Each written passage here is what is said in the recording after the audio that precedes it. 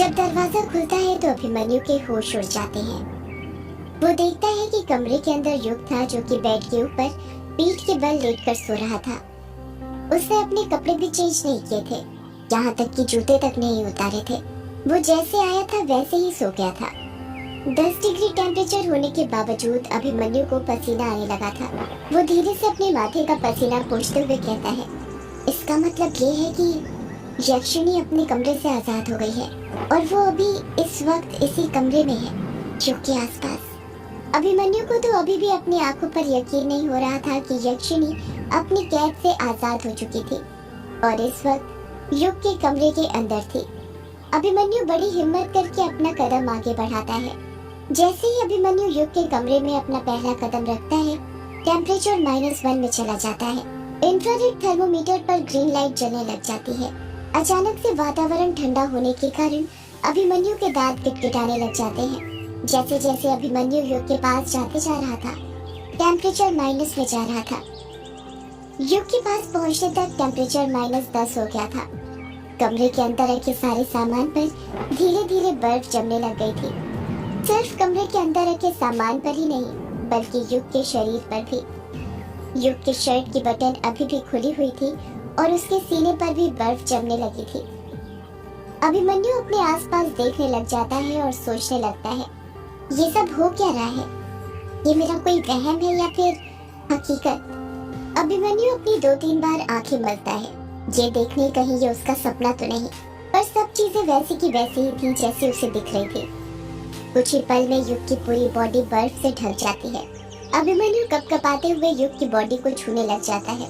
जैसे वो उसकी बॉडी छूता है, अभिमन्यु को उसके शरीर में एक कपकपी सी महसूस होती है। उसका बदन गर्म होने लग जाता है और अगले ही पल वो धड़ाम से फर्श पर गिर जाता है। अभिमन्यु बेहोश हो जाता है। सुबह के 7 बज रहे थे और इस तरफ युग के बड़े पापा दिलीप के घर सभी अपने अपने काम में लग गए थे। जानकी अपने कमरे की झाड़ू लगा रही थी। अमोदिता भी वहीं पर थी, जो उस कमरे की ड्रेसिंग जमा दे रही थी। अमोदिता ड्रेसिंग की सफाई कर ही रही थी कि तभी उसकी नजर ड्रेसिंग के बगल में बने स्विच बोर्ड पर पड़ती है। उसमें एक मोबाइल चार्जिंग पर लगा हुआ था। अमोदिता वो मोबाइल उठाते हुए कहती है, अरे बुआ, आप तो बड़ी छुपी रुस्तम निकली, नया मोबाइल ले लिया और मुझे बताया तक नहीं।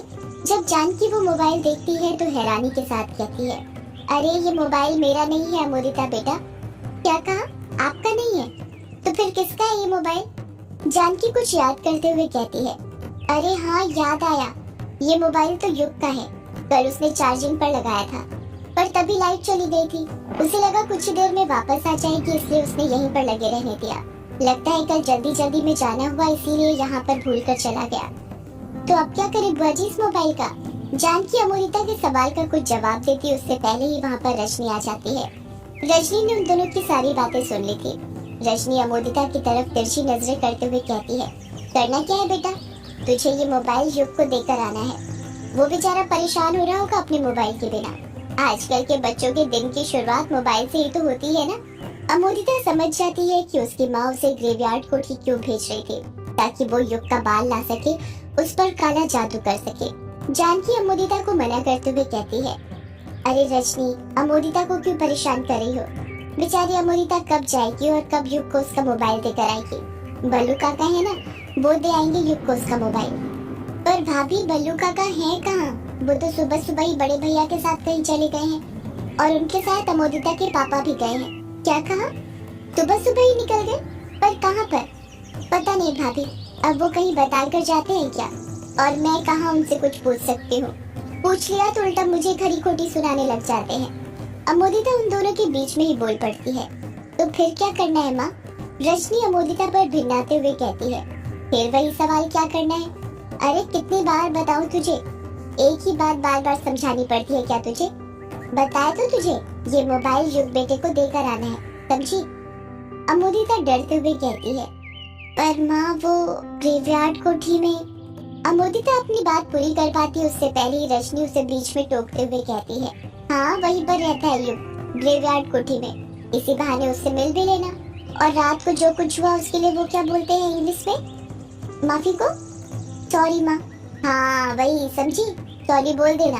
और सुन, रजनी अमोदिता को घूरते हुए कहती है, काम पूरा करके आना, खाली हाथ मत आना। अमोदिता रजनी को इशारा करते हुए कहती है, हाँ माँ, पूरा काम करके आऊंगी।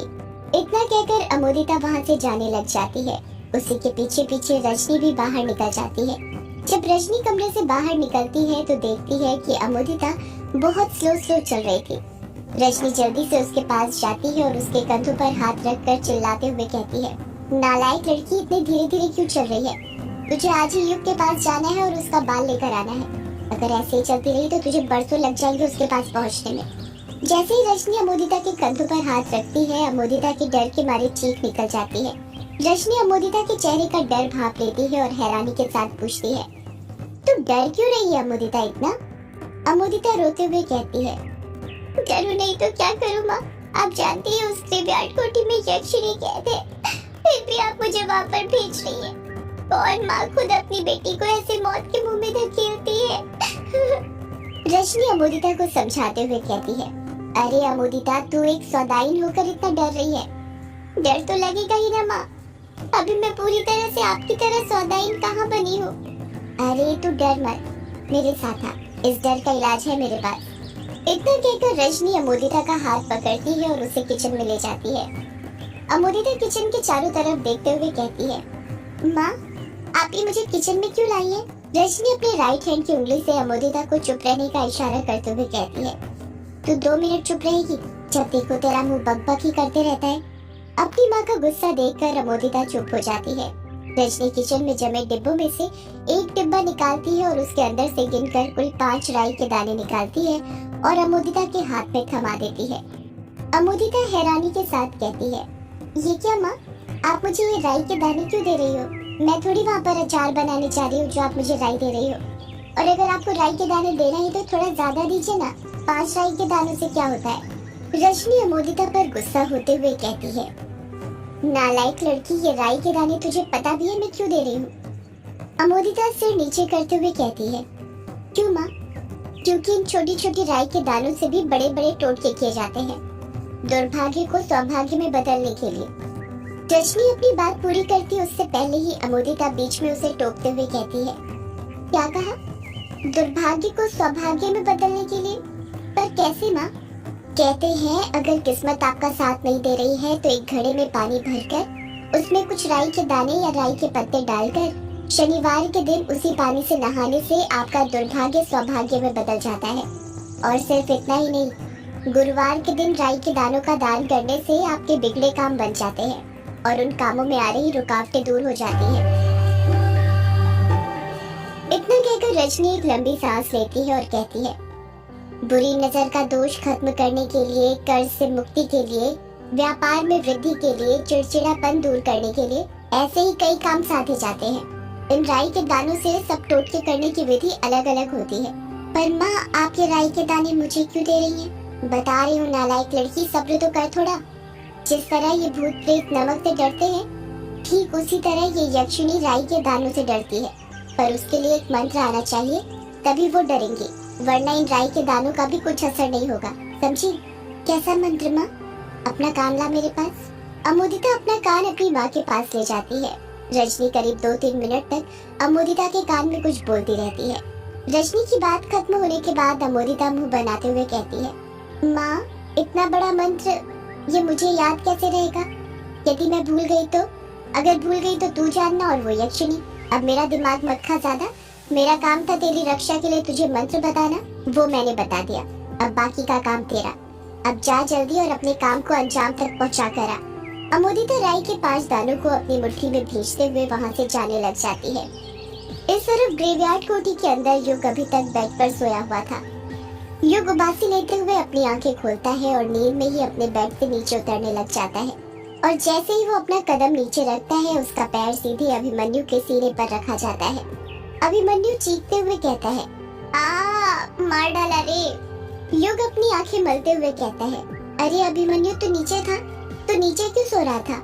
अभिमन्यु अपना सीना पकड़कर बैठते हुए कहता है, यार मैं नीचे सो नहीं रहा था, बेहोश हो गया था।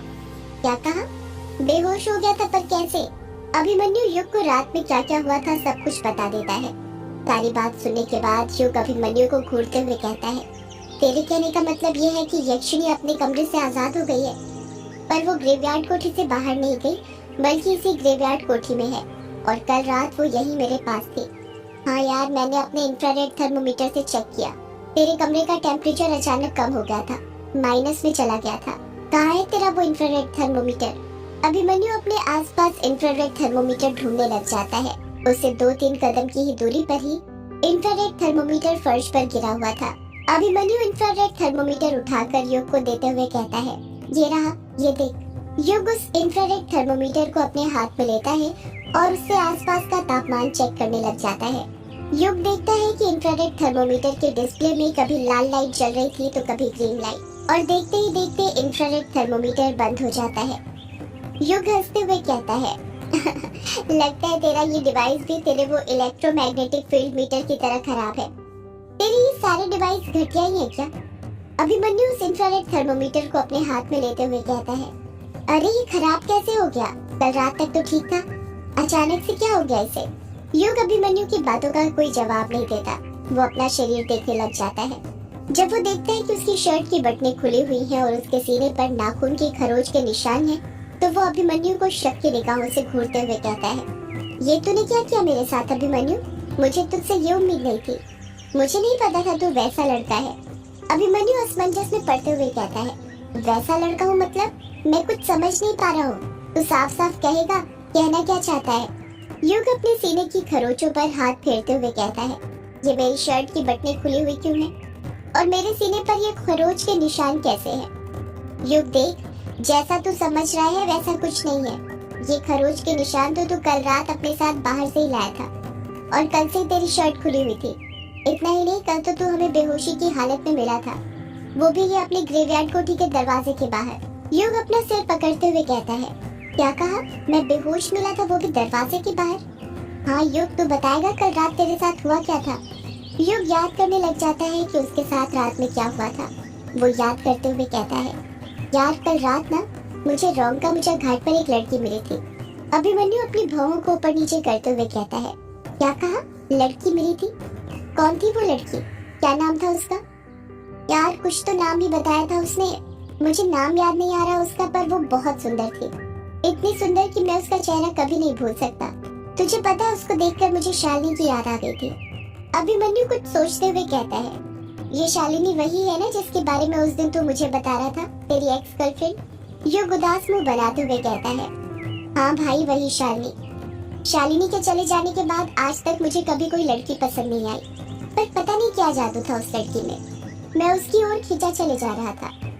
युग अपने दिमाग पर और जोर देता है और कहता है, उस लड़की ने मुझे नदी पार करवाई, फिर मैंने उसे पैसे दिए, और फिर वो कमल के फूलों की खुशबू। अभिमन्यु बीच में ही युग को टोकते हुए कहता है, हाँ कल रात में भी तो ये कमल के फूल और लड़की के बारे में ही बड़बड़ाया जा रहा था। युग अपने दिमाग पर और जोर देने लग जाता है और कहता है, यार उस लड़की ने अपने जूड़े में ना कमल का फूल लगाया हुआ था, उसने मुझे वो दिया, और जब मैंने उसकी खुशबू सूंघी तो उसके बाद पता नहीं मेरे साथ क्या हुआ, मुझे कुछ याद नहीं। मुझे तो ये भी याद नहीं कि कल रात मैंने तुम्हारे साथ बात तक की थी। युग की बातें सुनकर अभिमन्यु बहुत चक्का रह गया था। वो धीरे से कहता है, क्या कहा? उस लड़की ने अपने जूड़े में कमल का फूल लगाया हुआ था? हाँ यार, बड़ी अजीब बात लगती है ना। मैंने भी उससे यही पूछा था, उसने कहा उसे कमल के फूल पसंद थे। कोई और बात जो तूने नोटिस करी उस लड़की के बारे में? युग याद करने लग जाता है और उचकते हुए कहता है, हाँ जब वो मुझे मिली थी तो उसके आसपास बहुत सारे जुगनू मंडरा रहे थे। अभिमन्यु आंखें बड़ी करते हुए कहता है, तुझे पता है कल रात जब तू हमें दरवाजे के पास बेहोश पड़ा मिला था ना, तो तेरे पास भी बहुत सारे जुगनू मंडरा रहे थे। एक और बात, मैंने सुना है कि यक्षिणी को फूलों से बहुत लगाव होता है, हमेशा अपने पास ही रखती है। युग अभिमन्यु की बातें सुनकर दंग रह गया था। अभिमन्यु गहरी सांस लेते हुए कहता है, कहीं वो लड़की यक्षिणी तो नहीं थी? देख, तेरी शर्ट की बटनें भी खुली हुई हैं, नाखून से खरोचने के निशान भी हैं। उसने तेरे साथ कुछ किया तो नहीं? सदियों से है पुरानी ये है यक्षिणी की कहानी।